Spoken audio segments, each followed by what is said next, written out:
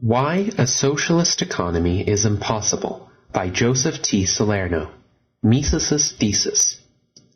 In Economic Calculation in a Socialist Commonwealth, Ludwig von Mises demonstrates once and forever that under socialist central planning there are no means of economic calculation, and that therefore socialist economy itself is impossible, unmöglich, not just inefficient or less innovative, or conducted without benefit of decentralized knowledge, but really and truly and literally impossible.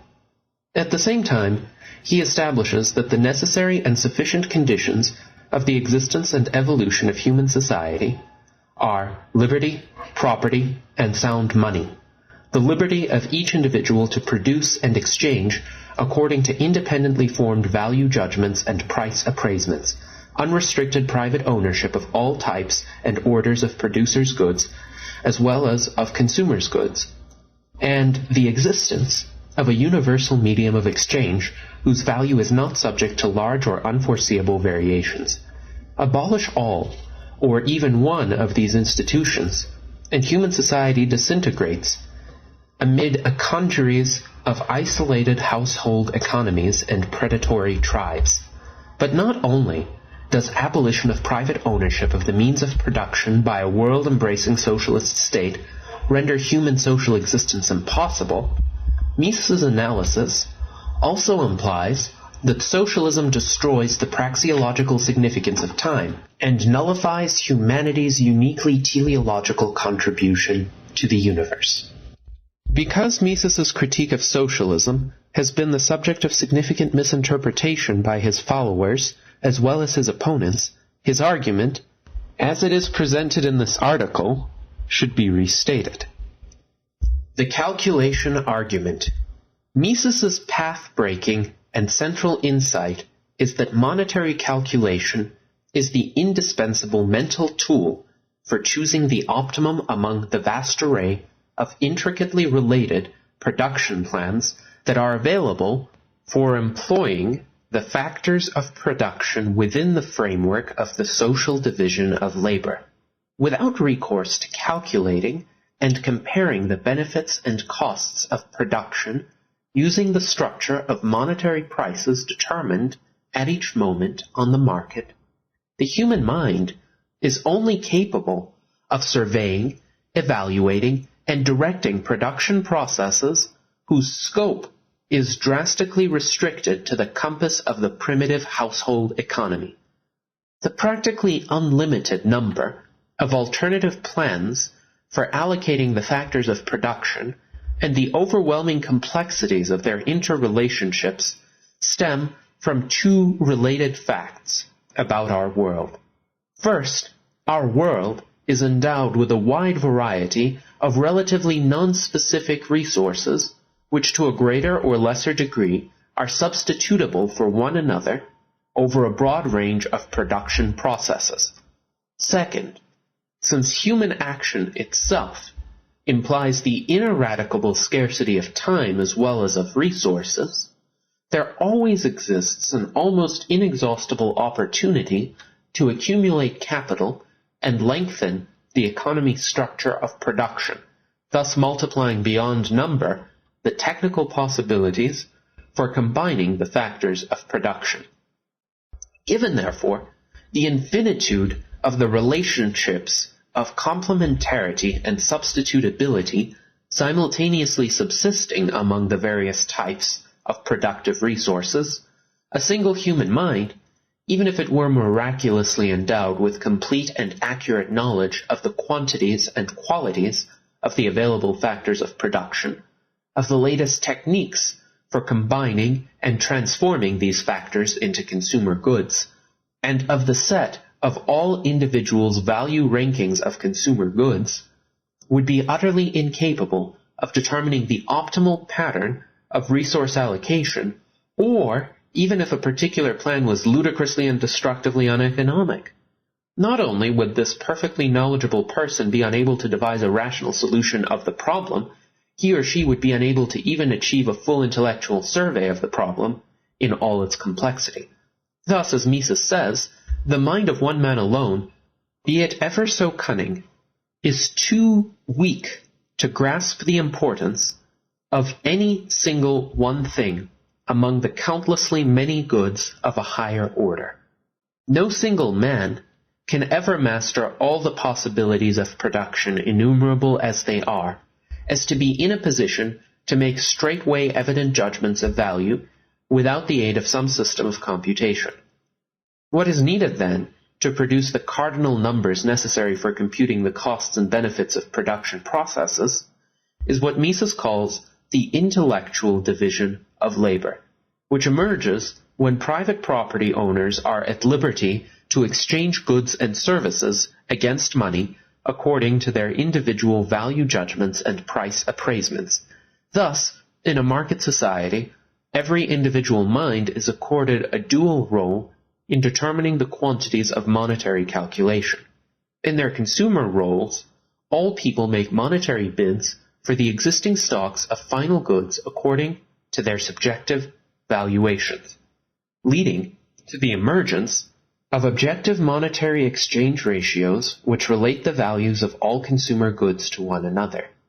In light of the system of consumers' goods prices thus determined, and of the existing knowledge of the technical conditions of production, entrepreneurs seeking to maximize monetary profit bid against one another to acquire the services of the productive factors currently available and owned by these same consumers, including those in entrepreneurial roles. In this competitive process, each and every type of productive service is objectively appraised in monetary terms according to its ultimate contribution to the production of consumer goods. There thus comes into being the market's monetary price structure, a genuinely social phenomenon in which every unit of exchangeable goods and services is assigned a socially significant cardinal number and which has its roots in the minds of every single member of society, yet must forever transcend the contribution of the individual human mind. Since the social price structure is continually being destroyed and recreated at every moment of time by the competitive appraisement process operating in the face of ceaseless change of the economic data, there is always available to entrepreneurs a means of estimating the costs and revenues and calculating the profitability of any thinkable process of production. Once private property in the non-human means of production is abolished, however, as it is under socialism, the appraisement process must grind to a halt, leaving only the increasingly irrelevant memory of the market's final price structure. In the absence of competitive bidding for productive resources by entrepreneurs, there is no possibility of assigning economic meaning to the amalgam of potential physical productivities embodied in each of the myriad of natural resources and capital goods now in the hands of the socialist central planners.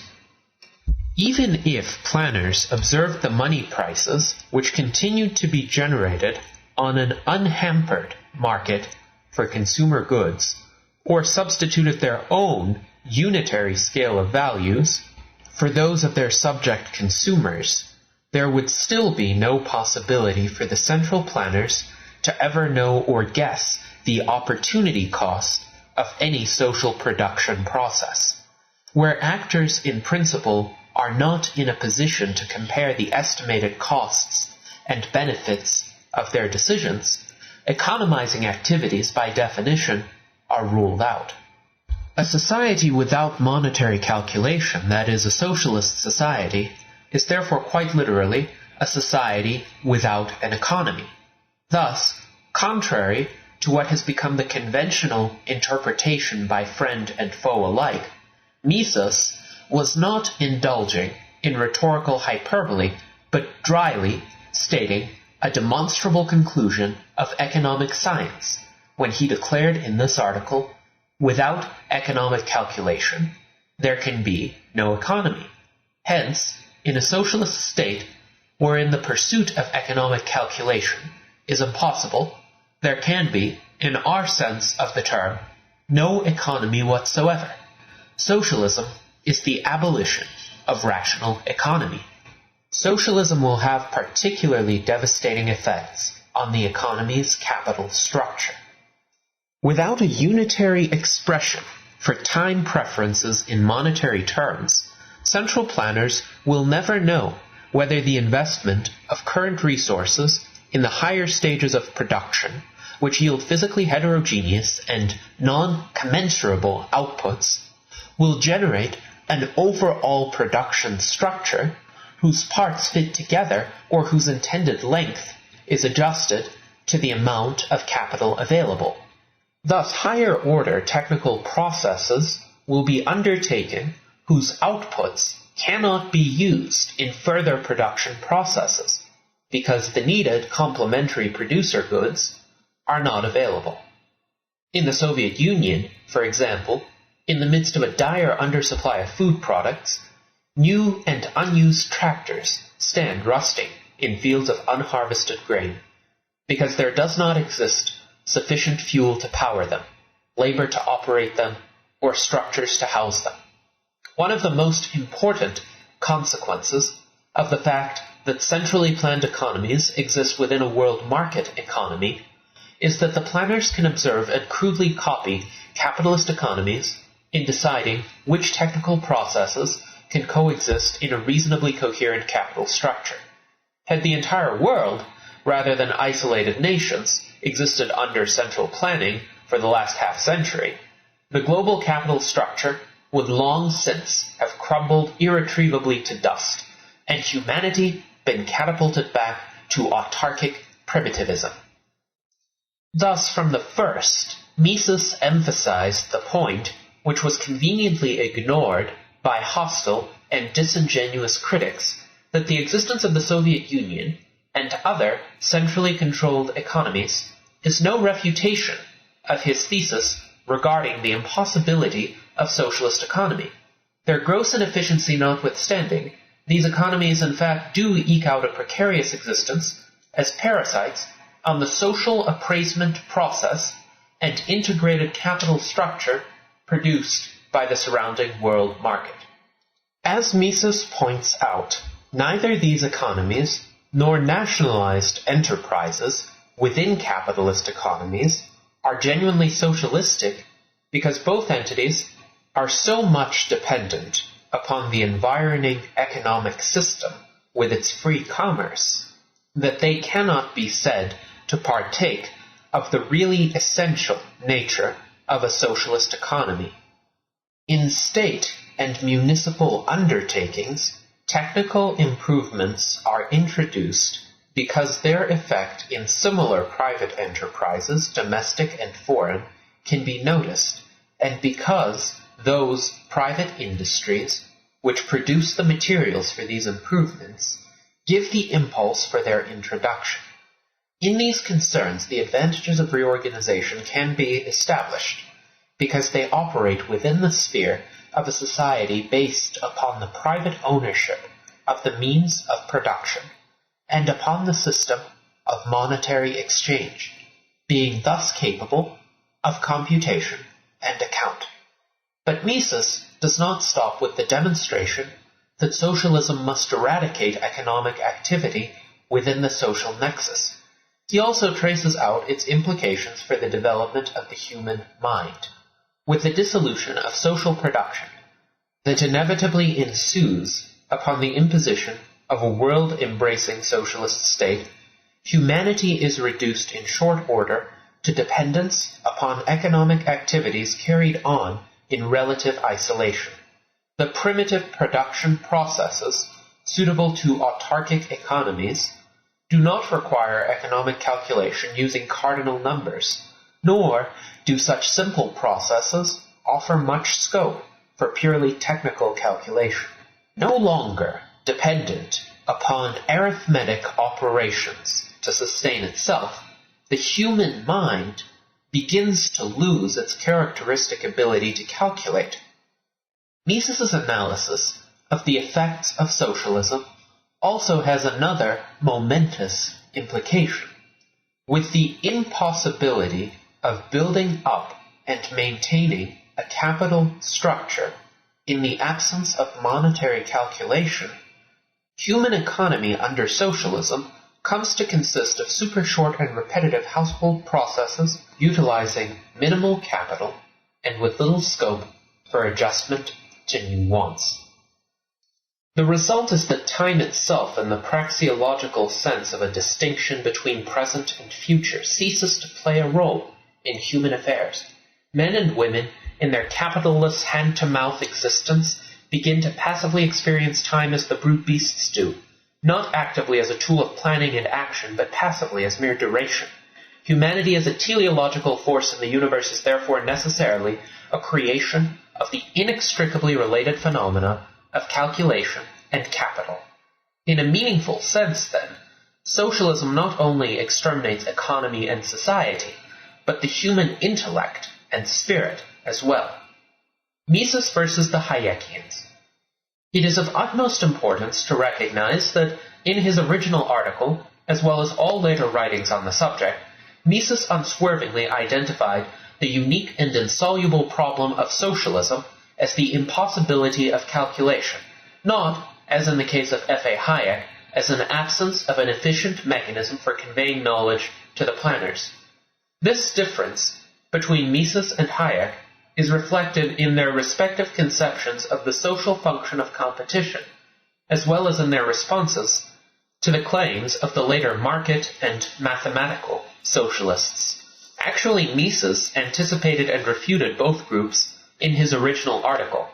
Nonetheless, Mises's position on these issues is today generally ignored or conflated with Hayek's. For Mises, the starting point of entrepreneurial planning of production in a market economy is the experience of the present, actually immediately past, price structure of the market, as well as of the underlying economic data. Knowledge of past market prices by the entrepreneur does not substitute for qualitative information about the economy, as Hayek seems to argue, but is necessarily complementary to it. The reason for Mises is that it is price structures as they emerge at future moments of time that are relevant to unavoidably time-consuming and therefore future-oriented production plans. But entrepreneurs can never know future prices directly. They are only able to appraise them in light of their experience of past prices and of their understanding of what transformations will take place in the present configuration of the qualitative economic data. Whether or not one prefers to characterize entrepreneurial forecasting and appraisement as a procedure for discovery of knowledge, as Hayek does, what is important is that for Mises, it is the indispensable starting point of the competitive process and not its social culminant. In other words, the forecasting and appraisement of future price structures in which discovery of new knowledge may be said to play a role is a pre-competitive and non-social operation. That is, it precedes and conditions competitive entrepreneurial bidding for existing factors of production and is carried on wholly within the compass of individual minds. The social function of competition, on the other hand, is the objective price appraisement of the higher order goods, the sine qua non of entrepreneurial calculation of the profitability of alternative production plans. Competition, therefore, acquires the characteristic of a quintessentially social process, not because its operation presupposes knowledge discovery, which is inescapably an individual function, but because in the absence of competitively determined money prices for the factors of production, possession of literally all the knowledge in the world would not enable an individual to allocate productive resources economically within the social division of labor. Mises thus assumes in all his writings on the subject that the planners have full knowledge of consumer valuations of final goods, as well as of the various means available for producing these goods under known technological conditions. For example, Mises writes, "The administration may know exactly what goods are most urgently needed. It may also be able to calculate the value of any means of production by calculating the consequence of its withdrawal in relation to the satisfaction of needs." Despite this knowledge, the socialist administrators would be unable to arrive at a useful social appraisement of the means of production in cardinal terms.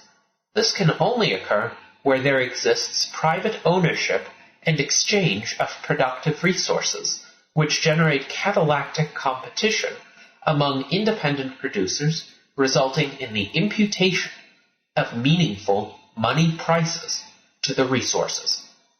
Anticipating the future arguments of market socialists, Mises reasons that any attempt to implement monetary calculation by forcing or inducing managers of socialist enterprises to act as profit-maximizing, or even more absurdly, price and marginal cost equalizing entrepreneurs, founders on the fact that these managers do not have an ownership interest in the capital and output of their enterprises. Consequently, the bids they make against one another in seeking to acquire investment funds and purchase productive resources must result in interest rates and prices that are wholly and inescapably arbitrary and useless as tools of economic calculation. The meaninglessness of these so-called parametric prices of market socialism, and their failure to replicate the price structure of the market, derives from the circumstance that they are wholly conditioned by the system of rewards and penalties and other arrangements instituted by the monopoly owners of the factors of production, the planners, to guide the behavior of their managers. But this system of managerial incentives is itself a construct of the individual human mind, which would first have to solve for itself the problem of valuing the factors of production before it could even hope to derive the proper but now superfluous incentive structure. Hayek and his followers are skeptical regarding how quickly and effectively dispersed knowledge of the changing economic circumstances can be incorporated into the socialist price system. But for Mises' analysis, this is quite beside the point. Regardless of how well informed the socialist managers are, their bids in the market for factors of production, to which the central planners are supposed to adjust the price parameters of the system, emerge from an arbitrary set of directives from the planners themselves, and not from competition among private property owners. The prices could be no more useless for the task of economic calculation if the planners eschewed the elaborate and wasteful charade of orchestrating a pseudo-market and simply picked them out of a hat. From the Misesian point of view, moreover, the shortcomings of the prices of market socialism do not stem from the fact that such prices are supposed to be treated as parametric by the managers, as has been curiously argued recently by some of Mises' followers. The problem is precisely that such prices are not genuinely parametric from the point of view of all members of the social body. The prices which emerge on the free market are meaningful for economic calculation because, and to the extent that, they are determined by a social appraisement process, which, though it is the inevitable outcome of the mental operations of all consumers and producers, yet enters as an unalterable external factor in the buying and selling plans of every individual actor. In the 1930s, Hayek and the British Misesian Lionel, later Lord Robbins, made a fateful and wholly unwarranted concession to those who contended that the methods of mathematical economics could be successfully bent to yield a solution for the socialist calculation problem. In response to the argument that prices of the factors of production would emerge from the solution of a set of simultaneous equations which incorporated the given data of the economic system, Hayek and Robbins argued that in theory this was true, but in practice highly problematic. The reason for its impracticality, according to Hayek and Robbins, is that in the real-world economy, consumer wants, available resources, and technology are subject to continual and unforeseeable change. Therefore, by the time the planners had assembled the vast amount of information needed to formulate the massive equation system, and succeeded in solving it manually or mechanically, since there were no high-speed computers in the 1930s, the system of prices which emerged would be completely inapplicable to the current economy, whose underlying data had changed rapidly and unpredictably in the meantime. Unfortunately, the Hayek-Robbins response was construed by most economists to mean that the theoretical debate over socialist calculation had come to an end with the concession from the Misesian side that socialism could calculate after all, though perhaps a day late in practice. Moreover, some modern Austrian economists, in a belated effort to reclaim the theoretical high ground, reconstructed the case against socialism along lines suggested by Hayek's later articles on knowledge and competition, which for all their subtle and compelling argumentation are disturbingly quasi-Walrasian, seemingly disregarding the lapse of time between present and future prices. The result has been an unacknowledged but momentous retreat from the original and unfettered Misesian critique, emphasizing the absolute impossibility of economic calculation without market prices, to a categorically different Hayekian position,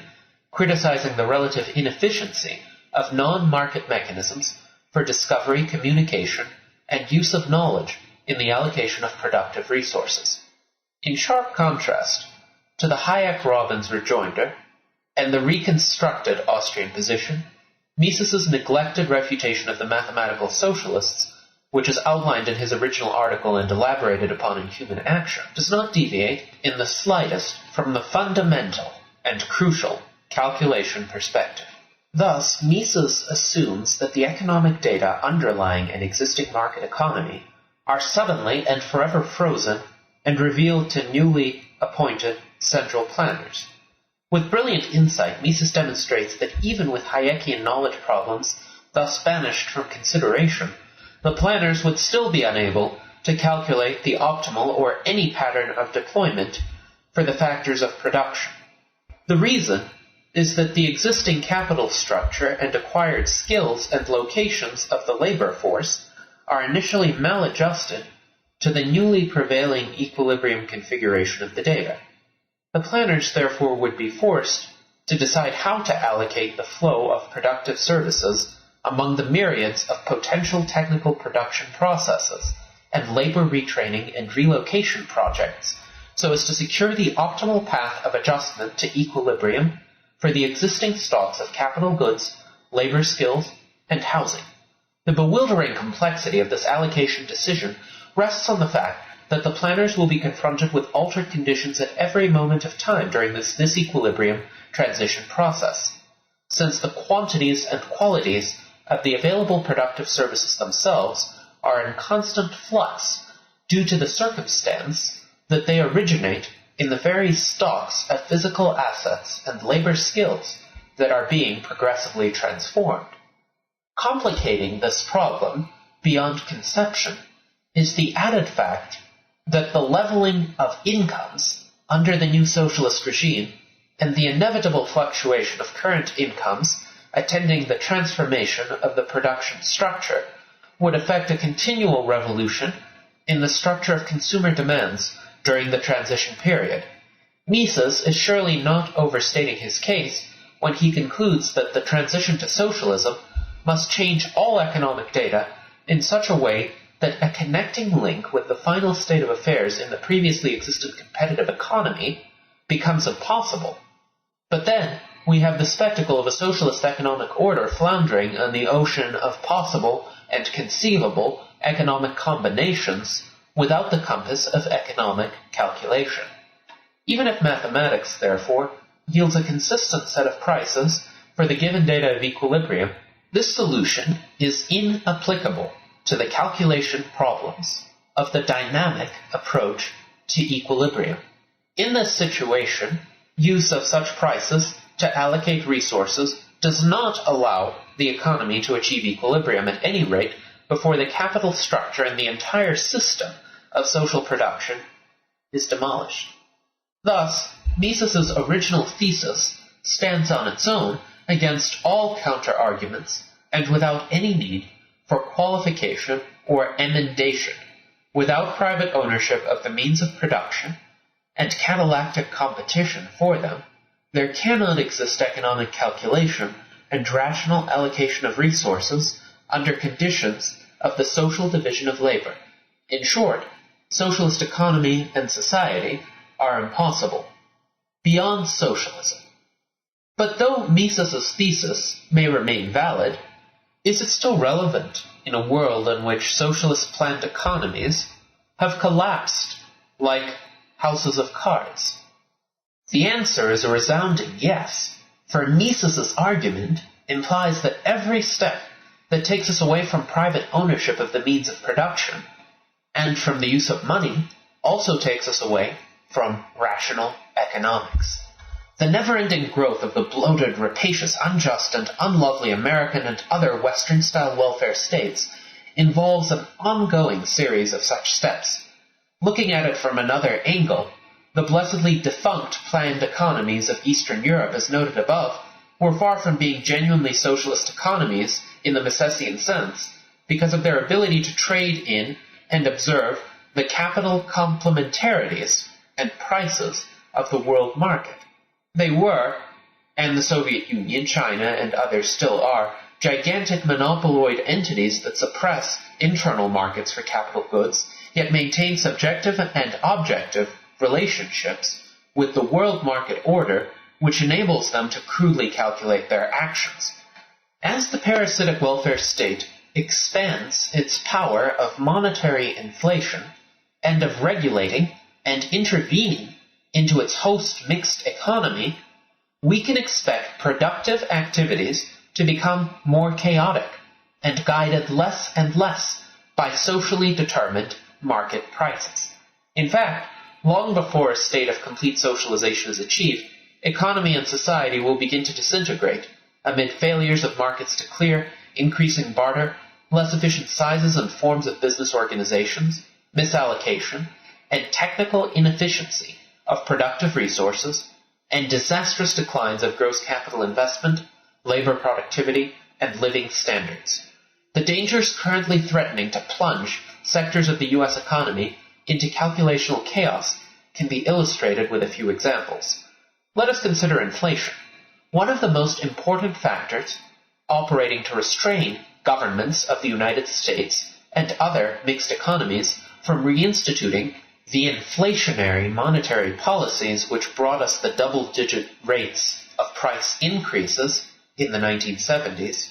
is the coexistence of closely integrated global capital markets and independent national fiat currencies issued by central banks jealous of their prerogatives. Any nation that attempts a highly inflationary monetary policy courts the prospect of a rapidly depreciating exchange rate for its currency, a flight of investors from its domestic capital market, and a stratospheric climb in interest rates. In the current jargon, monetary authorities, even of large nations such as the United States, have lost control of domestic interest rates. Now, there is a much ballyhooed movement afoot to effect greater international coordination of monetary and fiscal policies, or even to introduce a supranational central bank empowered to issue its own fiat currency. At bottom, such proposals seek to loosen the restraints on monetary inflation at the domestic level and allow politicians and bureaucrats and their allowed special interests to surreptitiously extract an expanding flow of lucre or welfare from the productive sectors of their economies. More importantly, from our point of view, these international monetary arrangements greatly increase the threat of hyperinflation and the consequent disintegration of the world market economy. Moreover, even if it were reined in before hiving off into hyperinflationary currency collapse, a bout of galloping inflation in an economy with a highly developed and complex capital structure